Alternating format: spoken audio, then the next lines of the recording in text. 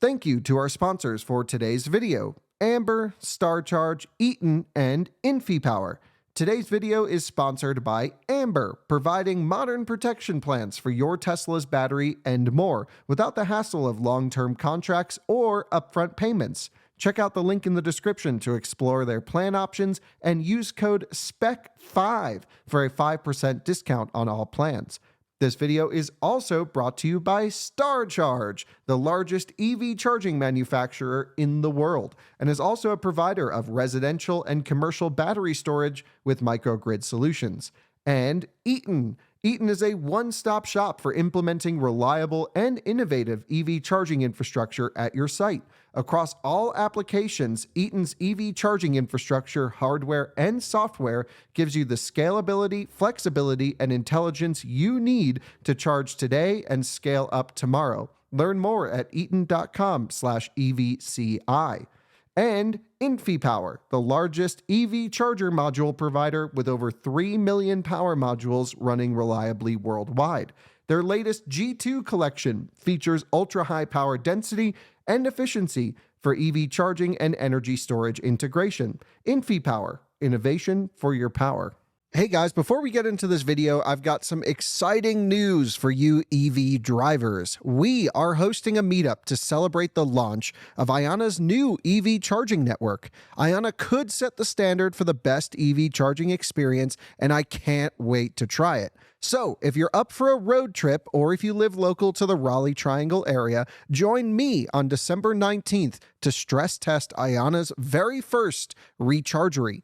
The link is in the description to sign up, and I hope to see you all there at the launch of this new network. Now, to the video. Hello and welcome to another Out of Spec Reviews video. You joined me in Southern California at the first Rove fast charging park. You and I have visited charging stations from around the world, looking at different concepts from street side level 2 charging to massive DC fast charging parks like this one behind me. And of course, in urban environments, you always want as much level 2 charging as possible: home charging, apartment charging, condo charging. It's really difficult to put in, especially here in Southern California. So having massive DC fast charging parks in urban environments are really a key enabler for allowing electric vehicles to proliferate in that area. And here we are visiting Rove's first charging park, one of many to come in the Southern California area. I'm going to take you on a full tour of this site. They have Tesla superchargers, their own DC fast chargers, a grocery store, a lounge, a car wash, and we're going to see really the first example of one of these awesome DC fast charging parks in an urban environment in the US. So excited to take you on a tour of the Rove Charging Park. Behind the camera is my friend Tollak. How's it going, dude? Hey Kyle, good to see you. Good to see you. And if you are a avid EV enthusiast, you should follow the ChargePozitive with a Z YouTube channel. Yes. So Tollak's doing great work over there. And a huge thank you for filming this video. It wasn't planned, but I can't thank you enough. Anytime. So this here is the Rove Charging Park. Now, Tollak, you were here for the grand opening. Correct. And you know some of the people involved. I had a meeting with them last week to tell me a little bit about the site. Can you tell us about where we are? Because I think we're in Santa Ana. Correct, Santa Ana. This is on 17th Street, basically 1 or 2 lights from the 5 freeway. Yeah, it's right off the 5, which is perfect if you're going from San Diego and heading north and need a quick top up. This is right down the road. I think the area itself, maybe not the nicest neighborhood, but it's not too bad based off of what I've seen. One thing that's cool though, because it's maybe in a, let's just say, questionable part of town, there are security guards and folks here staffed all the time. So they'll have like a concierge here during the day and then 24-hour security, which I think is really neat because of course that allows a site like this to be here and enables safe, hassle-free charging. So I'm a huge fan of that. Let's talk about what we're seeing here. So we're right off the highway, like you mentioned, Tollak, and there's a bunch of charging. We've got a row of, do you know how many superchargers? There are 28 V4s and 12 CCS. Okay, so they have the V4 dispensers, which is Tesla's new long cable. Let's show everyone that over here. And what's cool is this is one of the few sites, not few, there's many of them now, thousands of sites that are open to automakers that have signed up to the NACS program. So that would be like Rivian, Volvo, GM, list goes on and on, Ford, that allows, with an adapter for you to charge off of the Tesla J3400 NAC standard. And this is a typical V4 dispenser. We've seen them a few times. This does have a Magic Dock built in, but it's not enabled at this site at the time of recording. And this technically is still fed power from over there, which we'll get into the power stuff, of the V3 cabinet. So this is still a low voltage output. There were some rumors, there was some talk early on when this site first came on that maybe it was Tesla's first V4 site, but no, it's still just technically a V3 plus location is what they're internally codenamed as. And you'll get the similar 250 kilowatts max, but again, voltage capped at around 500 volts. Interestingly, if you come over here, the screens are actually active on this one. So this is something that's becoming more common, where it'll show 52 cents per kilowatt hour and $1 per minute idle fee right there on the display. Another thing I have to mention is all of these superchargers are tagged with violations. I don't know why, really. I guess it has something to do with CTEP compliance, maybe not having the seal of approval, but Tesla, you gotta fix this. I don't know what's going on there. This is of no reflection on Rove, I really should say, because Rove and Tesla this is a Rove site that Tesla chose to host their charging on. And I want to get into a little bit of the business case of that and why I think that's good and bad altogether, because I think it does lead to some potential competition on site that could lead to no one using Rove chargers if the pricing gets too out of whack. So we're going to talk about that for sure. Above us, a bunch of solar. So we have solar canopies feeding these inverters that I guess just goes back into their microgrid that they have here, because what's really cool about this site is this is, like I mentioned, a Rove site that Rove put in all of these chargers. So these are all ABB Terra 184s over there, 12 of them. But then there's also 2 dedicated 350 kilowatt units down on that side. So Tollak, let's walk this way. We're going to get into the nerd like wiring, electrical stuff over here, but I kind of want to show everyone the magic of this site, which is you can be a traveler coming through on I-5, or an apartment dweller here locally, or someone who's just here visiting. You're able to come, you can get all of your shopping done, you can have a lounge, you have a car wash. It's like everything you could need for the once a week charge, which is really a problem if you don't have home charging. Yeah, and don't forget about those Leaf drivers. There are still 2 CHAdeMO stations here as well. Oh, amazing. Well, that works for me. I got a Leaf, so I could somehow figure out to get the Leaf back here. And so where are the 2 CHAdeMO stations? There's one here. They're right next to the 350s. Okay, so we've the got left and the right. Left and right. And I'm technically icing this spot, but we just finished up a 0 to 100% charge test of the electric G. And the guys here said it was okay, no one's here. We're just going to leave it there for the video. And then we're actually going to run that through the car wash because I had it off-roading yesterday. It's touchless, which is great. They have a brush and a brushless option. And we'll see how well that works on the electric G. So coming inside, we'll get back to the charging stuff in a minute and a site tour. But I think this is what makes this site so interesting. So Rove is funded through private investment. They won't disclose who. They don't really like talking about that. Did you get any answers on that, Tollak? I heard the same info you did. So I don't know if it's sketchy money or not, or like government incentive or not. Like, it's hard for me to know. And maybe if I dug into it a bit more, but it's like doing something like this costs millions of dollars. Mm-hmm. This is not cheap. And if you're going to go in and spend millions of dollars, you're not going to earn back your money from selling electricity, because electricity is quite expensive in California. You need to have consistent throughput and demand to even offset the cost of just providing that power, let alone the infrastructure costs and building a brand new building in a place like this. So I don't know how this is profitable. We'll find out.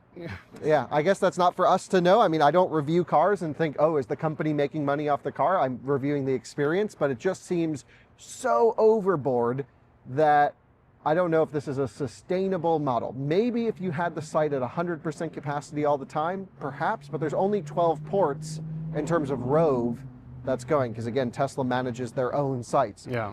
So Rove built the location. They leased the spaces to Tesla, is my guess, for them to put in their charging. And then they also leased this area, which is called the Recharge by Gelson's. And Gelson's is like a super high-end market or grocery store, right? Yeah, it's definitely above average. Okay.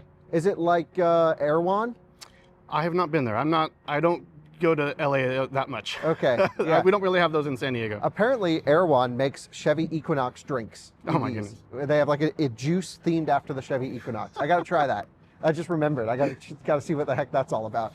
But Gelson's is certainly like a really nice store, is what everyone tells Oh me. yeah, I mean it's better. The whole point is it's better than your average convenience store. So then the question is, if you're driving an electric car, if you are, maybe leasing one cheap, you're maybe on a budget, is this the type of store that you want to see at your charging location? I would think so, because Yeah. if you're going to spend 20, 30 minutes sitting in your car or getting your errands done. Yeah, but I'm just thinking price-wise. Would you prefer something maybe more mainstream instead of super high-end? Hard to say. I mean, they do have a good selection, as we'll see here. Yeah. It could be cheaper, but it's also convenient. Yeah, yeah. Well, I'm certainly into the idea. I think it's amazing to have convenience right here. So let's pop inside, doors open right up, and we have a selection instantly right off of snacks and foods. That's one of the most important things when you're charging. You're here in a Taycan for 10 minutes, you're here in a Tesla for 20 or 30 minutes, or if you're in some big battery car, maybe you're here for 45 minutes if you're doing a really deep charge. Don't forget about the sushi. They're really proud of the sushi here. Okay, is the sushi good? It's delivered daily. Oh, no way. Yeah, I've had it delivered two or from three where? times. A nearby Gelson's market as well. Okay, cool. So it's like an outpost for Gelson's almost, Yeah. like a little smaller store. So let's run around and see kind of what they have. So you imagine you pull up, you plug in, you start charging, you come over here and you've got basically a market. You've got snacks. Dude, this is what I'm talking about though. These gummy bears, $7. It's also California. Yeah. So, okay, but it just seems to be very high end, where if you're gonna do you're not coming here to do your like grocery shopping. Yeah. This is like to get you down the road, get some snacks for the trip or whatever. Yeah. I think you've got some drinks and snacks and some $10 Some necessities, yeah. $10 paper towels, $4 barbecue sauce. That's worth it. I just never go grocery shopping, so I have no idea what stuff costs. The So funny this thing is, kind of interesting. when Maki Vlog was here, Liv found a treat, like a jerky type from South Africa here. Oh, no way. Yeah. So they have like interesting imported stuff. So, I mean, I think this is a perfect concept. Don't take my criticisms as being anything other than shocked by the California pricing. But if you're coming here and charging, this is exactly what I'm going to be looking for. They kind of have everything you would want. They've got health products, candy, cookies, wow, snacks. This is perfect. And what's crazy to think, Tollak, is this is all for EV drivers. Yep. Well, I mean, if you're within walking distance, you can patronize this store as well. Yeah, that makes sense. If you live locally or if you're just visiting, whatever. There's a McDonald's across the street too. So if you wanted a cheaper warm meal or something, you could plug in and just walk across the street. They And also have coffee here too. They can brew a coffee in this corner over here. Yeah, so I got one this morning. Worked out great. It was wonderful. So, this is such a cool concept.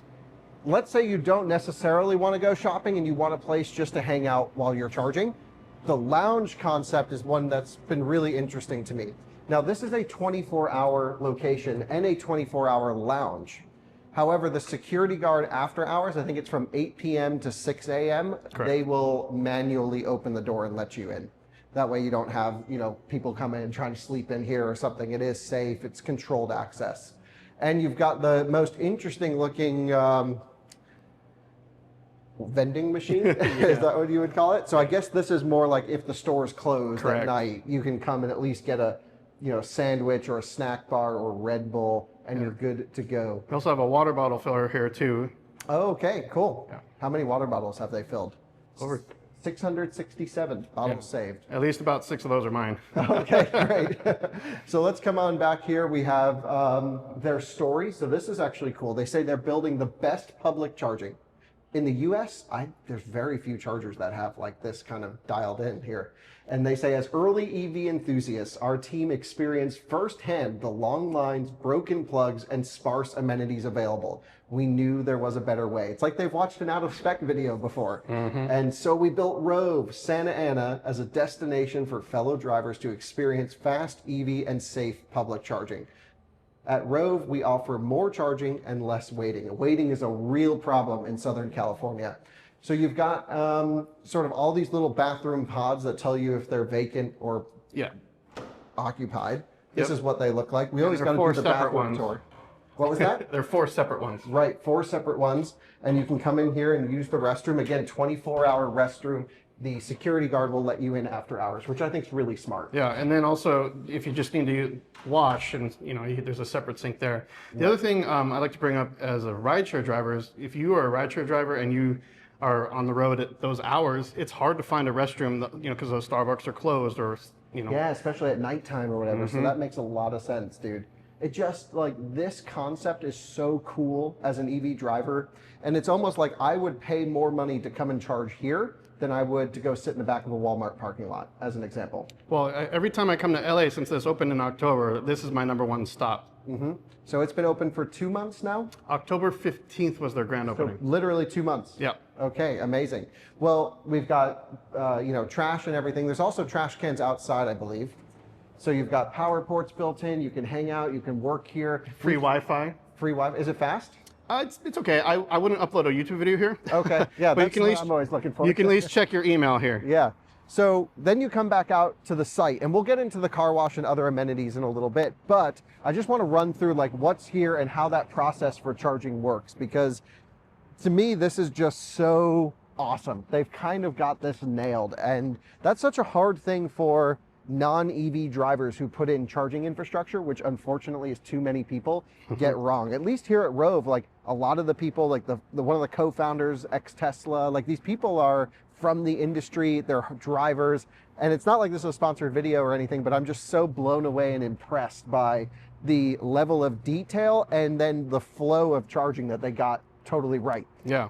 Did you get the Rove app to use these? No, so that was the kind of the point. I didn't want to get the app. I wanted to just come in and see what it was like as a new user. And just to show everyone what that looks like is I, backed in my electric car. I pulled open the DC flap.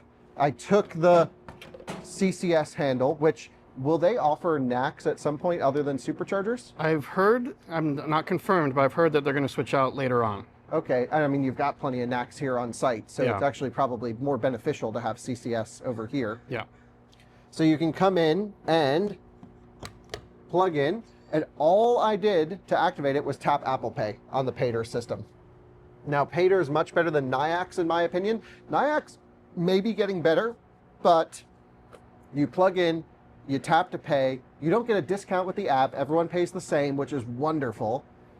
And then you're good to go. And that's really cool, I think. I think that's the perfect sort of user journey to public charging. Of course, if you have a vehicle that has access to the supercharger network, you can go over there and use the long cable version 4 dispenser, which is really nice. Here, of course, Rove decided to put in ABB units for all of their charging. And I'll talk more about like the different ideas and design behind why you would choose different units and types of units, maybe throughout this tour as well. But we've got a handicap charging space. This is one of the Chatamo locations. So we saw a Leaf owner earlier pull up, and I don't know if they actually charged or not, but They were here pretty briefly. yeah. But anyway, we've got Chatamo here, Chatamo there. Good to have just a couple. It's a dying standard, of course, but Better than the one you find at EA. and that one's usually broken, Yeah. at least historically. And they're actually not even installing new Chatamo anymore, and they removed the Chatamo from my local station. Uh-oh. Which was kind of a bummer for me because I actually used my Leaf to go through there. But if you're a Leaf owner, they now have Chatamo to CCS adapters. They're pretty big though, aren't they? They're big and they're expensive, dude. They're $1,000. Put that towards a new lease. Yeah, exactly. It's cheap. It is more expensive than the lease on a Leaf in Colorado. But shout out A to Z for making the adapter. That's pretty cool. Back here are all of the ABB power cabinets. So these 4 feed the 2 350 kilowatt stations back there. So that's these sort of off-white colored ones. Each cabinet is 175 kilowatts, and they basically link 2 cabinets together to make a 350 kilowatt dispenser. What's cool about this is both of these 350 kilowatt stations have dedicated full power. So for example, I was able to come here and do a charging test, which is so hard for me to do in Southern California where everything is shared power. I need dedicated big boy high charging power. I got it right here. So I was able to do a 0 to 100% test this morning on this. No charger D rate, gave me full power the whole way. There was an issue, Tollak, though. The issue is when I tap to pay, and maybe this wouldn't happen in the app, but when I tap to pay, it pre-authorized a certain amount, maybe $70, $50. I don't remember exactly. It's in there somewhere. So it pre-authorized. But then when my charging reached that limit, it shut off my charging session. Instead of loading more? Instead of either loading more or just, sort of taking on that additional cost on the Rove side and hoping that the credit card would clear. So their concern would be, okay, what if you're close to a limit, I guess? They don't want to not be paid for the remaining kilowatt hours. Yeah. But I was trying to do 0 to 100, and it got to about, I want to say like 75%, and then cut off. How much was the whole charge? I don't know. It must have been, because they charge 54 cents per kilowatt hour. 58 cents per kilowatt hour. Not cheap. But it's also California, but it's still not cheap. Yeah. And so this is 120 kilowatt hours, so it'd be like $70 with losses, maybe $75. I mean, it's still cheaper than filling up a real G-Wagon though, right? Tell me about the Tesla pricing though. So we saw the price on the screen. I think that price was for non-Teslas. Yeah, non-Tesla, non-member. When I pulled up here, the map said 40 cents a kilowatt hour when after 8 a.m. Okay, that was in Tesla Model Y. Correct. Yeah, and then they have time of use pricing of like 27, like midnight to 8 or something like that. So really cheap overnight charging then. Yeah. Yeah. And California, electricity is just more expensive than the rest of the country. Like even home prices down where you live can be crazy. Patrick and Liv were telling me they sometimes pay over 70 cents per kilowatt hour. During the 4 to 9 peak, yes. But nobody charges their car during that time. So we get penalized. Why would I have to think about that? We get penalized for the rest. Like if you want to wash your clothes. Yeah. And yeah, it's just crazy. Versus I pay 7 cents per kilowatt hour in Colorado. So it's a massive, so that's why DC charging also is more expensive and some other things. So the last topic on the pricing of everything, 58 cents per kilowatt hour seems high. It's definitely higher than EA with membership around here, right, Tollak? Isn't that like 40 something? I think EA is around 56, but it also depends on the location. So that's right. Yeah, in San Diego, most of ours are 56, but if you have the Pass Plus, it's something like 45, 48, something like that. So you're definitely paying a premium, but you're getting a premium experience. So they work. We've been here for hours now. I've been here since about 7:30. It's now 10:30. I've not seen a single fault. I did see, I think it was a Mach-E had to move over a spot, but that was the only one I saw the whole time we were here.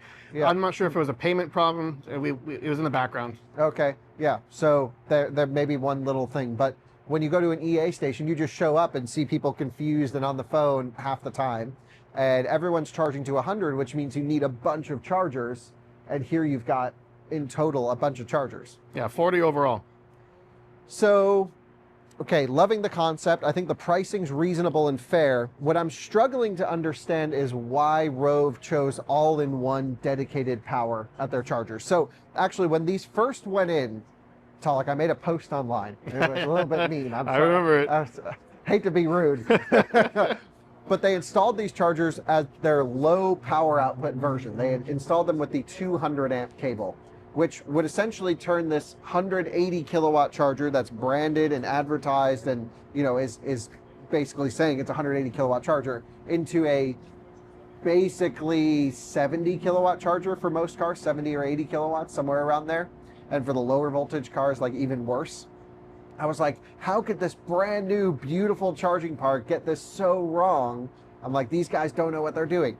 Turns out they ordered them as 200 amp versions, but the plan was to retrofit them right away to the 400 amp. Which they've already done. Which they've already done. It's all completed, and you have the juicy high amperage cables all through here. So they should have said something up front. Sorry for being mean in my tweet. Glad that problem is solved. Yeah. What I can't understand, though, is the dedicated power nature of this. So we've seen solutions like ChemPower or even Tritium's sort of distributed site load sharing situation. And we recently did a video on the Out of Spec Dave channel in New York City. And it was a ChemPower site with Revel, not Rove, but Revel. And they have basically 1 or 2 giant charging cabinets of many hundreds of kilowatts that can distribute the power evenly or unevenly from car to car. The problem here with these types of DC chargers is, unlike the split cabinets for the 350 kilowatts, the ABB Terra 184s, these are all-in-ones. So this has actually 480 volt, secondary line voltage coming to it with the AC to DC power modules inside of here, which means if I'm charging my Leaf at 30 kilowatts on the Chatamo and you have a Taycan over here, well, I have a bunch of unused excess power modules that can go over to the other car.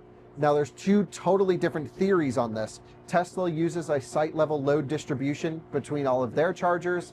Dedicated power, I think, is wonderful to have at a site when you show up in a Taycan, show up in something that needs 500 amps. And I love dedicated big boy charging.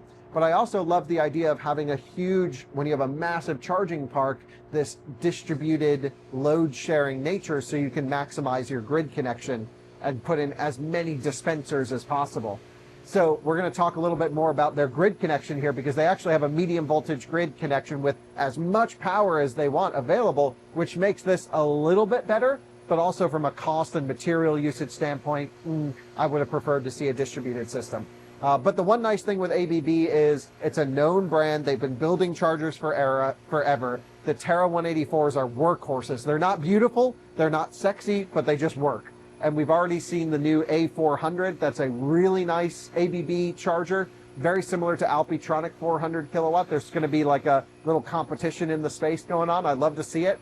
And then they've also released some lower power versions with that new architecture. So this is kind of a box that can output power. It does it generally pretty reliably. And I think Rove installed these just to be safe. Is that your impression, Tollak? I think so. And, you know, if we're trying to show people that electric works, you want to show them that it works. So when was the last time you saw a gas station and said, "Ooh, that's a sexy gas pump"? You know? Yeah, so no, it's a good you point. just want the gas pump to work and go on your way. Yeah, no, it's a great analogy. And I think that's reliability is always key. That's like the first thing to have. And so I think it's safe for their first site to go with this, but I would love to see them go with a chem power or distributed load situation for a site like this in the future.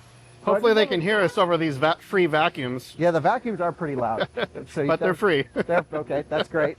So if you look to your left, you'll see all of the version 3 Tesla supercharging cabinets. I think a lot of people assume whenever they see the V4 dispenser, like we showed earlier, that that's the big boy 500 kilowatt, 1000 volt charger.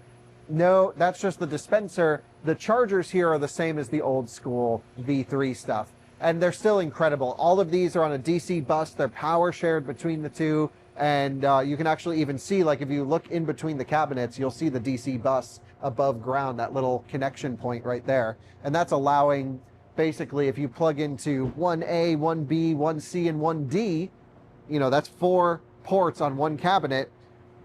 We've done full videos on this. It can take power from the other cabinet so that everyone gets full power up until you reach your maximum site level. And that happens very infrequently, and apparently will happen even more infrequently with V4. The thing with Tesla, though, is as they're opening up the network to more vehicles, they're charging, you know, Tesla vehicles have a very short peak. They peak and then come down. But like Silverado can sit big boy flat out, EV9 can do the same. And so the importance of having a higher site level conversion power is super important when Tesla starts opening up the network, so that they get less site level limiting. So again, pros and cons to having dedicated power, like we see here with the ABB Terra 184s, and the site level load distribution.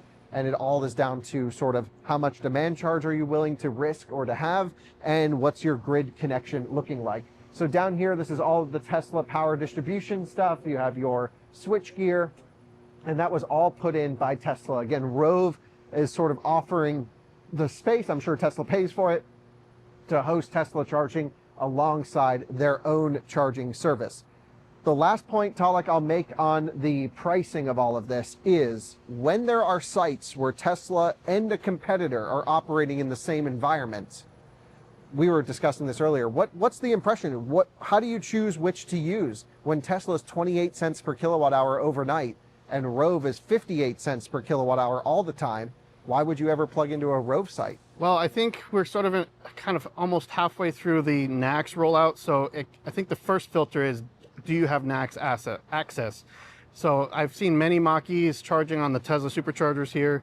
It kind of comes down to awareness of pricing and just awareness of the plugs. Because I think some people might pull in here and just assume they're all the same. Right. And so you plug in, but if you're savvy and you know about NACS pricing, you probably would choose that if you have NACS access. So if you're locked into a vehicle that doesn't have it yet, you're gonna have to use the CCS. Right, totally. And that's sort of a today problem. And, this site hopefully will be here for years and years to come. And I think that's at least something to be wary of or careful, or understanding that when you have a site where Tesla is going in with a competitor, I think maybe, Tesla certainly has the power to adjust the pricing to whatever they want. And I can guarantee you they probably won't be more expensive than the other one. Also, when it comes to Rove, I'm pretty sure they have an agreement with Gelson's. I don't know their financials, but even if you choose a Tesla charger but you go shop at Gelson's, I think Rove still gets a share. But that makes a lot of sense. And yeah, because that's a Rove owned building that they're just leasing to Gelson's, and I'm sure there's some revenue share there. It's just the money that we're talking about here is not cheap at all, especially when you hear what I'm about to tell you is behind this way. This is where it gets really expensive and really freaking cool. So this is a medium voltage site, which means they're tapping into the grid at over 12,000 volts. And then they're stepping it down to 480 volt, 3-phase AC on the secondary side of the transformer. So you have a huge amount of grid capacity running through here, which is amazing. Now, when I initially had a conversation with the co-founder of Rove, he had indicated to me that this site had all the power they needed. They could run everything flat out. It wasn't an issue, and they're ready to basically pump the juice. What we found out is we just put a drone up in the air, and there are 3 grid scale megawatt hour level battery pack storage back here. So there's essentially, we'll insert the drone footage, but there's 6 megawatt hours of LFP battery storage back here. And based off of talking to the folks on site, it's not grid connected yet. So those are offline, waiting to then be brought online. What's crazy about that is they already have the massive grid connection here at Tollak. Why do they need 6 megawatt hours of storage? That makes no sense to me. Well, from the way I understand it, it's to help peak shaving, to help with the demand charges all at once at the same time. They do have a rush hour here. They've noticed on weekdays they have like a 5 p.m. rush hour, and weekends there's a 10 a.m.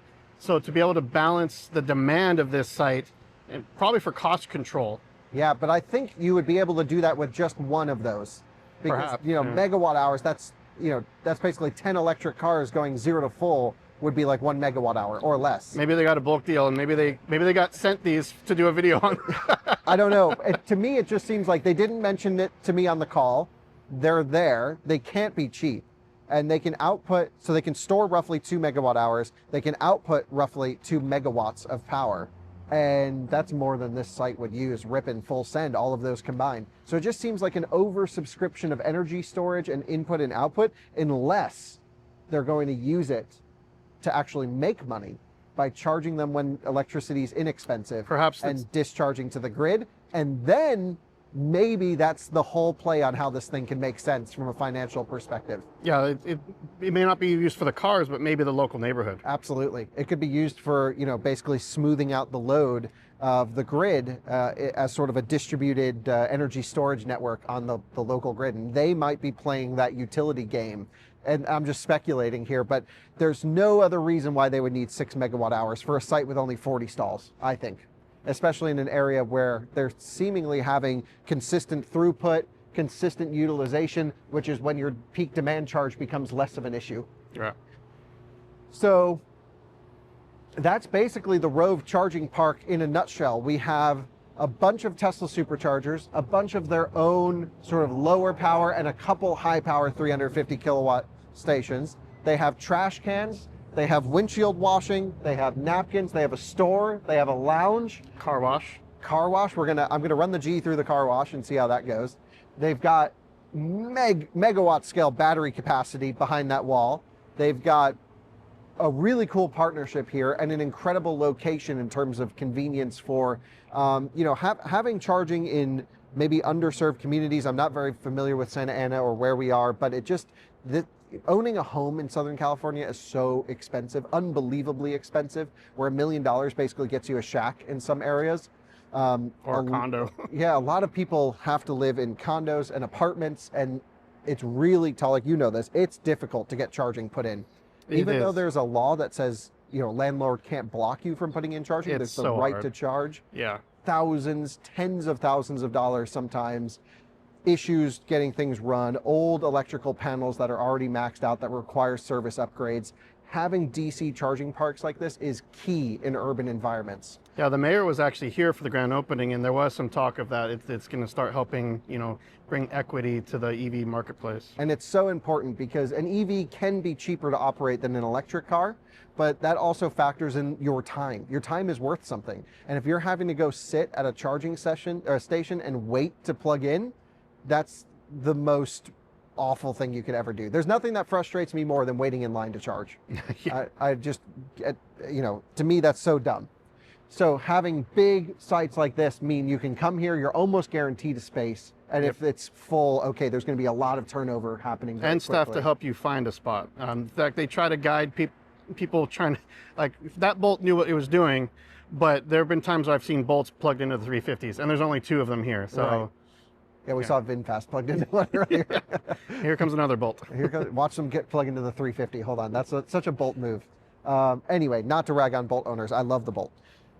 Future sites, what's their plan? They're really sticking to Southern California for this initial rollout because this is where the demand is, this is where they can get the utilization, and they're sort of private funded through private investment to do a lot of this stuff. So have you heard of other locations? So the next one I believe they're about to break ground on is Costa Mesa, and then I think not too far behind that is Corona, which that's a good corridor too, because that's right on the corner of the 91 and 15 freeways. Speak like such a Californian. Well, it's basically our I-70 but going north. Yep, absolutely. So I'm really happy to see more sites coming in. I think they have 10 that they've announced. So far, they're planning 10, yes. And then once those are all up and running, maybe more coming. But it doesn't sound like this is going to come across the country. They're not some big IANA that's going to build out a nationwide network, which I'm really excited about them, of course. But in general, this seems like a really cool concept. So I think that lays out most of my thoughts on this place, which is just like a great 40-stall charging park with amenities. Let's run the G through the car wash, get it vacuumed up, and then we'll share our final thoughts. Awesome.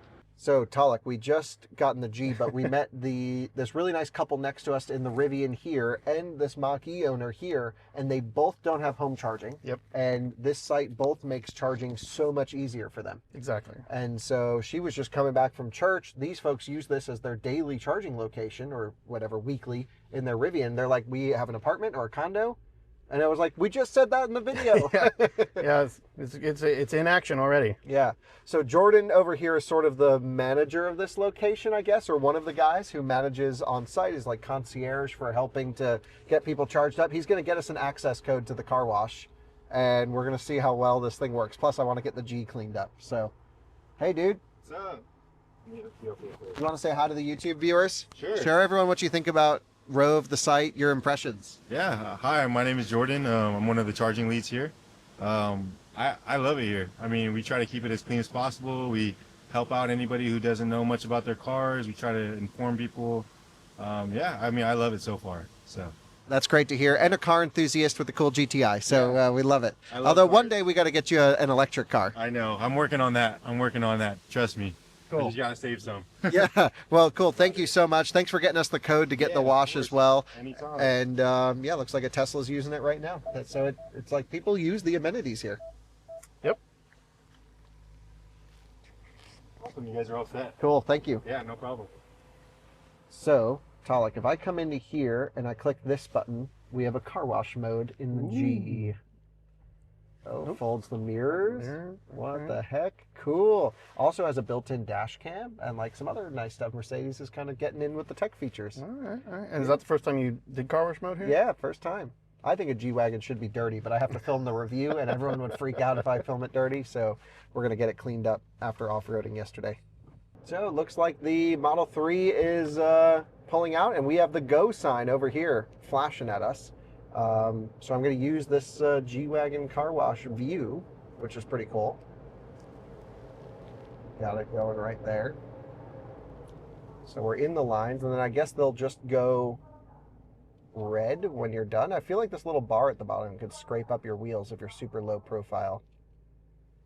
And I think Jordan selected the touchless option. Whoops, I went too far. Got to back up. Stop. It's shouting at us too. Yeah. She said, stop. Okay, so fingers crossed we chose the correct one. This matte paint does not like anything super glossy or anything like that, but I don't know. I have a similar paint on my on one of my cars, and I run it through a car wash, and it's totally fine. So, is it going to crash into the front of the car? It's what it looks like, doesn't it? Yeah, it got pretty close. Dang. But it's doing it. All right, well, we'll see how well it does going through. All right, so now we're done. It's gone through its thing. I drive out and I'm creeping forwards to get the car as dry as possible. Hopefully it'll work, I don't know. Doesn't seem to be doing a great job with drying, does it? And I'm going pretty damn slow. I'm